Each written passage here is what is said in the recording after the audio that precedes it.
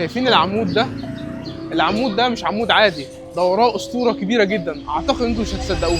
لو قربنا من العمود ده هنلاحظ حاجه غريبه، وهو ان هو متاكل كانه ملحوس. المرعب في الموضوع ان التاكل ده ما كانش بسبب الزمن، لا ده كان بسبب ألسنة الناس. انتشرت اشاعه ان العمود ده فيه بركه، واي حد هيلحسه هيخف من اي مرض حتى لو كان عنده عقم. الغريب ان الاسطوره دي صدقها عامه الشعب، ومش بس عامه الشعب اللي صدقوها، لا ده كمان عيله القوم، لدرجه ان في اميره جت لحد هنا علشان تاخد بركه العمود. يقال ان هي كانت اميره او ست غنيه، بس اللي احنا نعرفه ان هي كانت لابسه عقد ذهب، وفي حرامي حاول انه يسرق العقد ده وفضل يشد العقد لدرجه ان هو كان هيموتها. والكلام ده حصل في عهد عباس حلمي الاول، واول ما عرف منعا باتا لحس العمود، وبنى عليه سور عشان محدش يعمل كده تاني. والعمود ده موجود في مسجد الجاي يوسفي اللي في شارع سوق السلاح في الدرب الاحمر.